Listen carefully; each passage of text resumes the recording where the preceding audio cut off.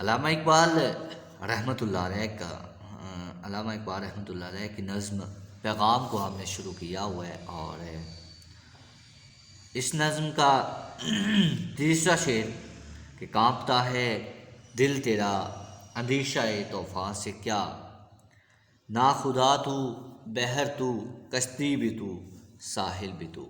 اس کی ہم نے تشریح کر لی اور اس کو ہم نے کافی حد تک جو ہے وہ اس کی تشریح کر لی ہے۔ اس سے اگلا شعر دیکھیے گا کہ کیس تو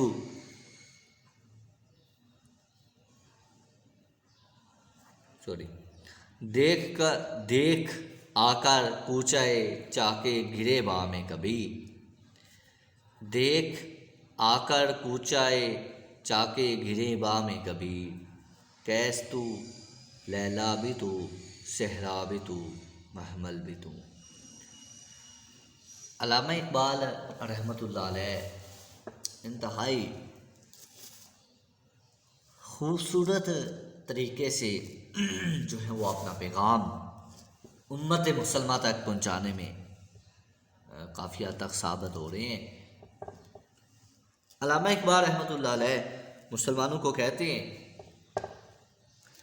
کہ دیکھ آ کر کوچائے چاکے گرے با میں کبھی، کیس تو لیلا بھی تو صحرا بھی تو محمل بھی تو۔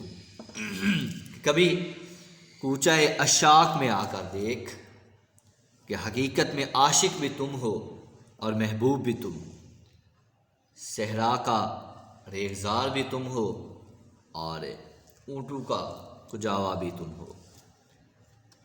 شاعر علامہ اقبال رحمۃ اللہ علیہ نے قوم کی کامیابی کا بیڑا میں سر لیا ہوا ہے، اور اپنی قوم کو خواب غفلت سے جگانے کے لیے اپنی شاعری میں مختلف قسم کے تشبیہات و استعارات کا استعمال کر رہے ہیں۔ یہاں پر بھی اگر آپ دیکھیں تو قیس اور لیلا کا ذکر کیا، اس کے بعد صحرا کا ذکر کیا، اس کے بعد محمل کا ذکر کیا۔ تو علامہ اقبال رحمۃ اللہ علیہ اس شعر میں کہتے ہیں کہ کبھی کوچے اشاک میں آ کر دیکھ کہ حقیقت میں عاشق بھی تم ہو اور محبوب بھی تم، اور صحرا کا ریگزار بھی تم ہو اور اونٹوں کا کجاوا بھی تم ہو۔ یعنی ہر طرح سے مرد مسلمان کو جو ہے وہ یہ بتا رہے ہیں کہ تمہاری حقیقت ہے، تمہارے سامنے باقی سب کی جو حقیقت وہ کچھ نہیں ہے، صرف تمہاری حقیقت ہے جس دنیا میں ہے۔ شاعر مشرق ڈاکٹر محمد اقبال رحمۃ اللہ علیہ اس شعر میں عشق و ایثار کی مثال سے جوانان اسلام کو درس خودی دے رہے ہیں کہ اقبال کے نزدیک عشق کے معنی دیگر شعراء کی نسبت مختلف ہیں۔ آپ نے درجنوں اشعار اور نظموں میں عشق کی تعریف بیان کی ہے۔ مسجد قرطبہ جیسی بے مثال نظم میں عشق کو اصل حیات قرار دیتے ہیں، اور علامہ اقبال رحمۃ اللہ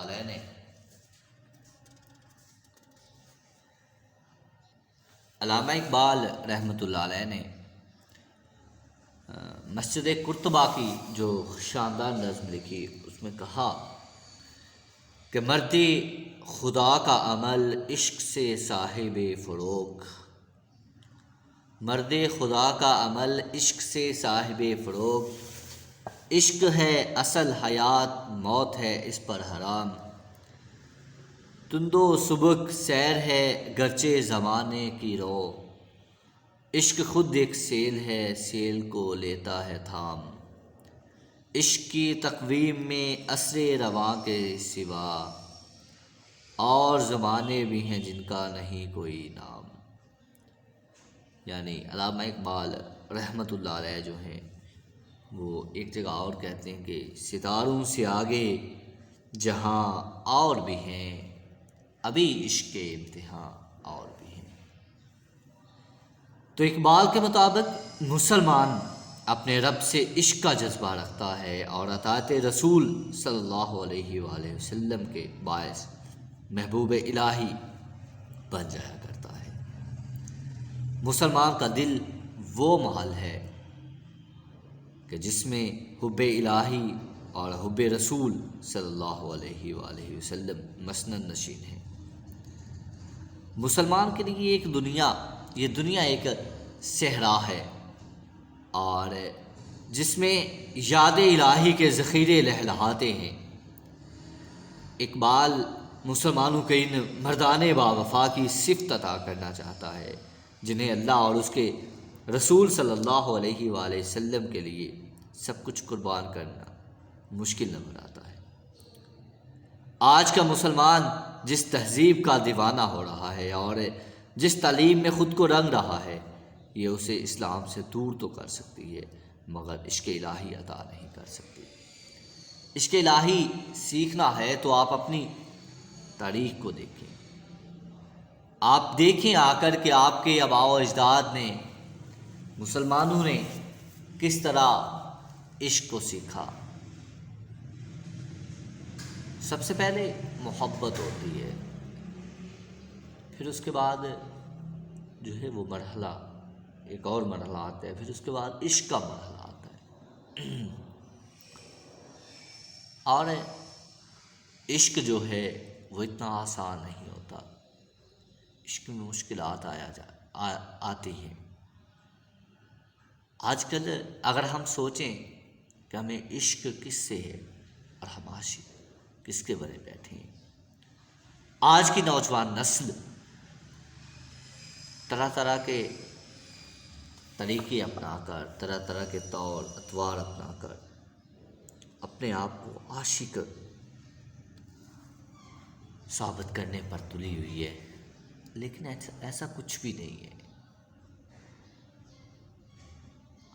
آپ کا یہ بات یاد رکھیے گا کہ جتنی بڑی شخصیت سے عشق کرتے ہوں گے آپ کو اتنی زیادہ مشکلات کا سامنا کرنا پڑتا ہوگا۔ آپ اگر اپنے کسی دنیاوی محبوب سے عشق کرتے ہیں تو یقیناً آپ کو دنیاوی تکالیف کا سامنا کرنا پڑتا ہوگا۔ اگر آپ نوجوانوں کو دیکھیں تو آپ کو ہر چوک میں، ہر چوراہے میں، ہر گلی میں سینکڑوں عاشق دکھائی دیں گے، لیکن وہ عاشق حقیقی نہیں ہوتے، ان پر مشکلات آتی ہیں۔ اگر آپ کسی سے محبت کرتے ہیں، عشق کرتے ہیں، تو مت سوچیں کہ آپ کو اذیت سے نہیں گزرنا پڑے گا، مت سوچیں کہ آپ مشکلات سے نہیں گزریں گے۔ آپ کو مشکلات سے بھی گزرنا پڑے گا، آپ کو مصائب سے بھی دوچار ہونا پڑے گا، آپ کو اذیتیں بھی سہنا پڑے گا۔ کہتے ہیں کہ اذیت مصیبت ملامت بلائیں، اذیت مصیبت ملامت بلائیں، تیرے عشق میں ہم نے کیا کیا نہ دیکھا۔ تو ایسے ہی کچھ ہے، آپ اگر عشق کرتے ہیں تو آپ کو مصائب سے دوچار ہونا پڑتا ہے، اور اب وہ آپ کی مرضی ہے کہ آپ عشق کس سے کر رہے ہیں۔ اگر آپ نے عشق کرنا ہے، میں نے آپ کو پہلے بتایا کہ عشق آپ جتنی بڑی ذات سے کریں گے اتنی زیادہ تکالیف کا سامنا آپ کو کرنا پڑے گا، اتنی زیادہ مصائب کا سامنا کرنا پڑے گا۔ اگر آپ عشق کرتے ہیں تو آپ کو عشق کرنے کے لیے پھر کسی ایسی ذات کی تلاش ہونا چاہیے جو آپ کو کبھی دکھ نہ دے، جو آپ کو کبھی تکلیف نہ دے، اور وہ ذات اور وہ ذات جو ہے وہ آپ کو ہمیشہ خیال رکھے اور آپ کو ہمیشہ اپنے دامان رحمت میں رکھے، اور وہ ذات صرف اور صرف ایک ہو سکتی ہے۔ آپ اپنے عشق کو اسی ذات پر منحصر کریں، وہی آپ کو جو ہے وہ دنیا میں بھی کامیاب کرے گی اور آخرت میں بھی۔ یقیناً اگر اس کے عشق میں ہم مبتلا ہو جاتے ہیں تو پھر ہم دنیا میں بھی کامیاب ہیں اور ہم آخرت میں بھی کامیاب ہیں۔ اور یہ ایک حقیقت ہے جس کو جان لینا چاہیے، جس کو جانے بغیر ہم شاید اپنی زندگی کو آگے نہ لے کے جا سکیں۔ تو خیر، اگر آپ نے عشق کرنا ہے تو کسی ایسی ذات سے کریں جو آپ کا خیال رکھے، ہمیشہ آپ کے ساتھ ہو۔ اگر آپ اس سے عشق کرتے ہیں، اگر آپ اس سے محبت کرتے ہیں تو وہ بھی آپ سے محبت کرے، وہ بھی آپ سے عشق کرے۔ تو میں عرض یہ کہہ رہا تھا کہ آج کا مسلمان جو ہے جس تہذیب کا دیوانہ ہو رہا ہے اور جس تعلیم میں خود کو رنگ رہا ہے، یہ اسے اسلام سے دور تو کر سکتی ہے مگر عشق الہی عطا نہیں کر سکتی۔ کیوں؟ کہ اس میں عشق الہی کا کوئی مظہر پایا ہی نہیں جاتا، اس میں عشق الہی کا کوئی عنصر پایا ہی نہیں جاتا۔ اس لیے ضروری ہے کہ اگر آپ نے عشق کرنا ہے، اگر آپ نے علم حاصل کرنا ہے تو پھر وہ علم حاصل کرے نا جو علم ہمیں بتایا گیا ہے، جو علم ہمارے لیے آسانیاں پیدا کرتا ہو، جو علم ہمارے آباء و اجداد جیسا ہو، جو علم ہمیں دنیا میں بھی کامیاب کرے اور آخرت میں بھی کامیاب کرے۔ یقیناً ایسا علم جب ہم اپنائیں گے تو ہم حب رسول بھی اختیار کر لیں گے، ہم حب الہی بھی اختیار کر لیں گے اور ان کا رستہ اپنا کر دنیا میں بھی کامیاب ہوں گے اور آخرت میں بھی کامیاب ہوں گے۔ یہ ایک حقیقت ہے جس کو جان لینا چاہیے۔ علامہ اقبال رحمۃ اللہ علیہ نے بڑا اچھا شعر کہا۔ علامہ اقبال رحمۃ اللہ علیہ اپنے ایک شعر میں کہتے ہیں کہ یہ بدانے عصر حاضر کے بنے ہیں مدرسے میں، یہ بتانے عصر حاضر کے بنے ہیں مدرسے میں، نہ ادائے کافرانہ نہ تراش آزادانہ،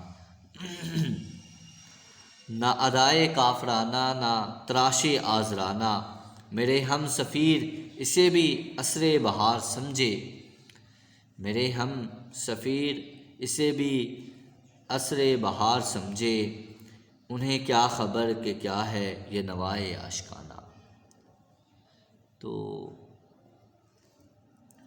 یہ جو معاملات ہیں اس میں ذرا خود کو ان معاملات کو اپنے اوپر اختیار کریں اور دیکھیں کہ رب تعالیٰ نے آپ کو کتنا بلند مقام دیا ہے، آپ کو اشرف المخلوقات بنایا ہے، سب سے اچھی مخلوق۔ لیکن آپ اگر دنیاوی عشق میں مبتلا ہو جائیں گے، اگر آپ لوگوں کی محبت میں مبتلا ہو جائیں گے تو یقیناً آپ نقصان اٹھائیں گے۔ تو ایسے ہی یہ جو ہے اس لیے کہتے ہیں کہ صرف اور صرف جو ہے وہ رب تعالیٰ کے عشق میں مبتلا ہونا چاہیے۔ وہی ذات ہے جو آپ کا بہت زیادہ خیال رکھ سکتی ہے، وہی ذات ہے جو ہر وقت آپ کے ساتھ رہتی ہے، وہی ذات ہے جو آپ کو کبھی ضائع نہیں ہونے دے گی۔ یقیناً جب آپ اس سے عشق کریں گے تو آپ دنیا میں بھی کامیاب ہوں گے اور آخرت میں بھی کامیاب ہوں گے۔ تو انسان جب کلمہ توحید لب پر جاری کر لیتا ہے تو ماسوائے اللہ سے بے نیاز ہو جاتا ہے اور اسے اپنے افکار پر حکم الہی صادر کرنا پڑتا ہے اور اس کی تہذیب پر سنت نبوی صلی اللہ علیہ وآلہ وسلم حاوی ہو جاتی ہے۔ اس کے طرز حیات میں جوہری تبدیلی رونما ہوتی ہے، اس کے شب و روز میں عجب تغیر آ جاتا ہے۔ شرک کی جگہ توحید، کفر کی جگہ اسلام اور رسوم کی جگہ رسول صلی اللہ علیہ وآلہ وسلم کا نقش ثبت ہو جاتا ہے۔ اس اقبال نے مسلم امہ کو عامیوں کے مقابل خاص ہے ترکیب میں فرمایا تھا کہ اپنی ملت پر قیاس اقوام مغرب سے نہ کر، اپنی ملت پر قیام اقوام مغرب سے نہ کر، خاص ہے ترکیب میں قوم رسول ہاشمی۔ اپنی ملت پر قیاس اقوام مغرب سے نہ کر، خاص ہے ترکیب میں قوم رسول ہاشمی صلی اللہ علیہ وآلہ وسلم۔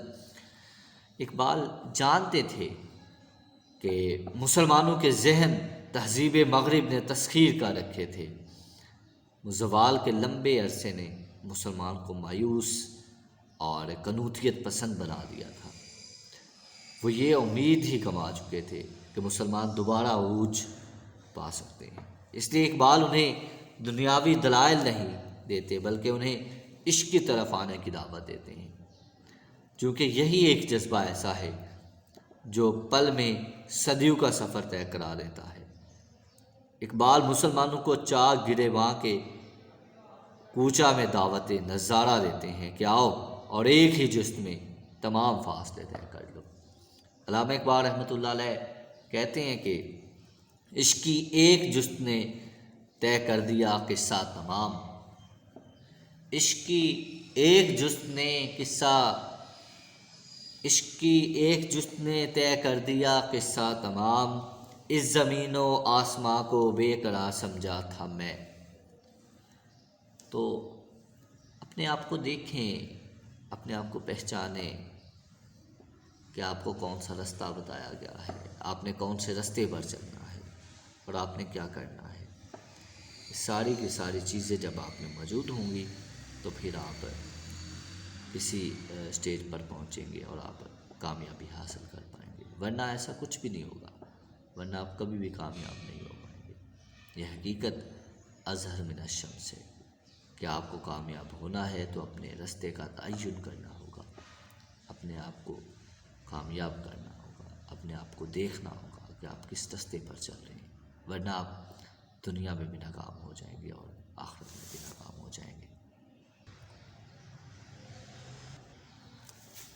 تو ہم علامہ اقبال رحمۃ اللہ علیہ کی نظم جو ہے پیغام، اس کی تشریح کر رہے تھے اور اس کے پہلے شعر کی ہم نے تشریح کر لی، دوسرے کی کر لی، تیسرے کی کر لی، چوتھے کی کر لی، اور اب ہمارا جو شعر ہے وہ پانچواں شعر ہے جس کی ہم تشریح کرنے کے لیے جا رہے ہیں، اور جس کو ہم دیکھیں گے کہ علامہ اقبال رحمۃ اللہ علیہ نے اپنے اس شعر میں مسلمانوں کے لیے کیا پیغام چھوڑا ہے اور علامہ اقبال رحمۃ اللہ علیہ مسلمانوں کو کیا پیغام دینا چاہتے ہیں۔ علامہ اقبال رحمۃ اللہ علیہ کہتے ہیں کہ وائے نادانی کہ تو محتاج ساقی ہو گیا، وائے نادانی کہ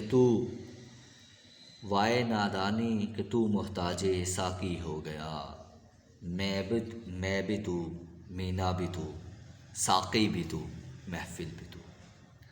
علامہ اقبال رحمۃ اللہ علیہ کہتے ہیں کہ وائے نادانی کہ تو محتاج ساقی ہو گیا، میں بھی تو، مینا بھی تو، ساقی بھی تو، محفل بھی تو۔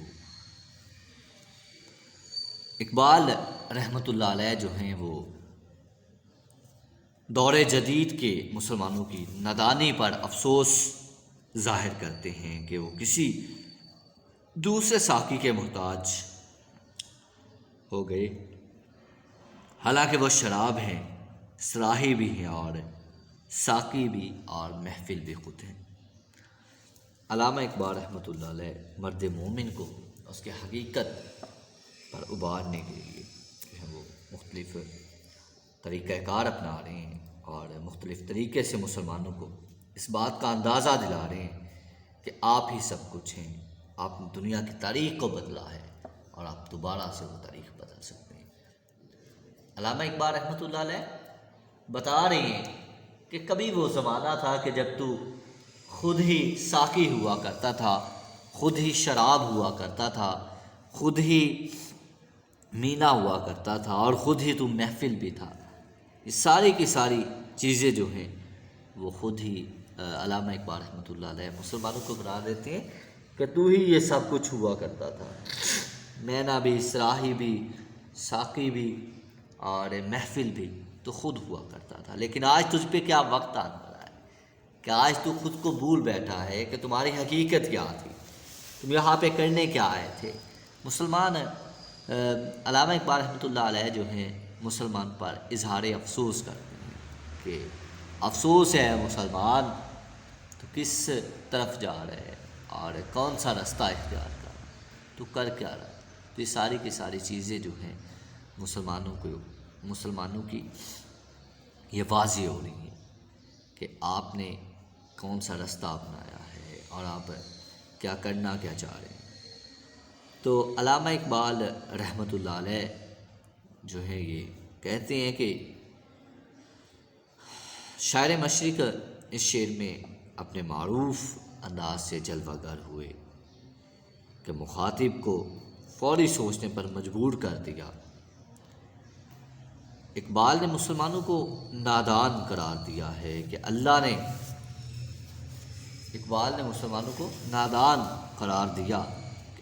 نے ساقی کا منصب انہیں عطا کیا تھا، لیکن وہ خود اس منصب سے دستبردار ہو کر دیگر کو اس مسند پر بٹھانا چاہتے ہیں۔ وہ چاہتے ہیں کہ ہم لوگ اس پر نہ بیٹھیں، یہ مسند شاید ان کے لیے نہیں بنے، تمام حقیقت جو ہے وہ خود پر ظاہر کرنا چاہتے ہیں، لیکن ایسا کچھ نہیں ہوتا، ایسا نہیں ہے۔ وہ دیکھتے، علامہ اقبال رحمۃ اللہ علیہ مسلمانوں کو بتاتے ہیں کہ بھئی ایسا کچھ نہیں ہے، تم جو کچھ ظاہر کر رہے ہو ایسا نہیں ہے، تم اللہ تبارک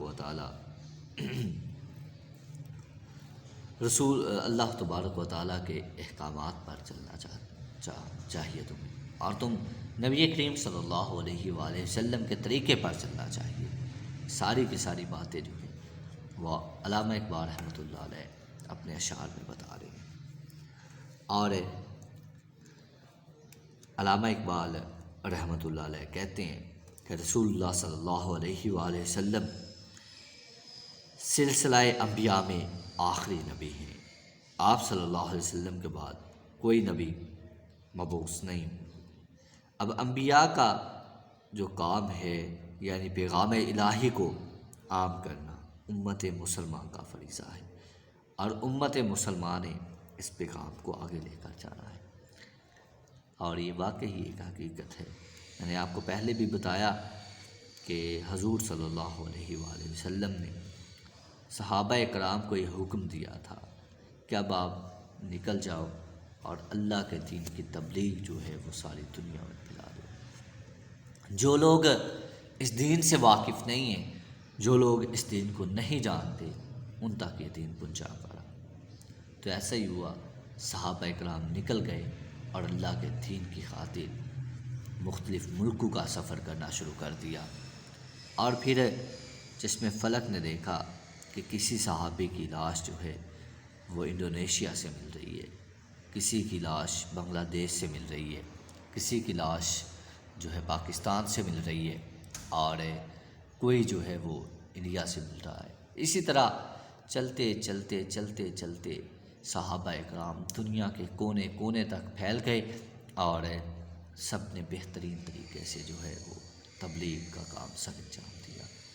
تو سب سے پہلے انبیاء کرام تھے، ان کے بعد صحابہ کرام آئے، پھر تبع تابعین آئے، اب ان کے بعد جو ہے وہ ہماری باری ہے۔ ہم نے اس پیغام کو لے کے چلنا ہے، ہم نے دیکھنا ہے کہ ہم اس پیغام کو کس حد تک لوگوں تک پہنچا سکتے ہیں، کیونکہ اب ہمارا فرض ہے۔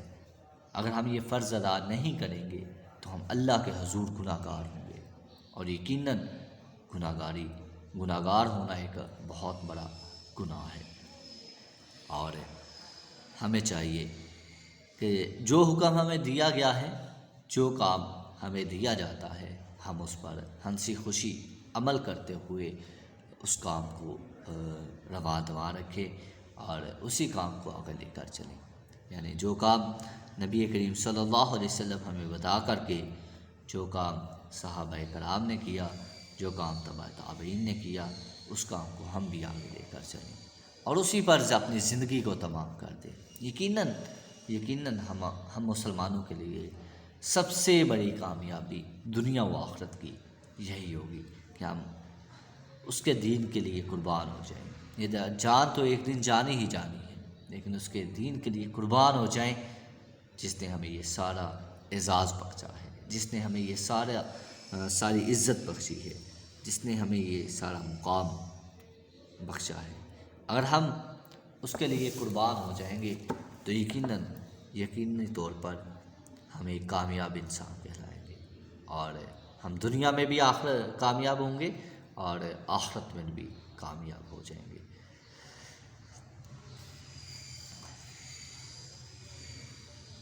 تو میں عرض کر رہا تھا کہ رسول اللہ صلی اللہ علیہ وسلم کا سلسلہ انبیاء میں آپ صلی اللہ علیہ وسلم اللہ کے آخری نبی ہیں، اور آپ صلی اللہ علیہ وسلم کے بعد کوئی نبی مبعوث نہیں ہوگے۔ اب انبیاء والا کام یعنی پیغام الہی کو عام کرنا امت مسلمہ کا کام ہے، یعنی ہمارا کام ہے۔ ہم نے اس پیغام کو آگے لوگوں تک پہنچانا ہے، لیکن بدقسمتی سے ہم اپنا فریضہ بھول چکے ہیں، اور جو لوگ یہ کام کرتے ہیں ہم ان کو بھی تنقید کا نشانہ بناتے ہوئے دکھائی دیتے ہیں۔ اور افسوس، صد افسوس کہ مسلمان اس فرض سے غفلت برتنے لگے اور دنیا میں عجیب و غریب نظریات نے اپنے اثرات دکھانا شروع کر دیے۔ اقبال مسلمانوں کو احساس فرض دلانا چاہتے ہیں، وہ عصر حاضر کو ملک الموت قرار دیتے ہیں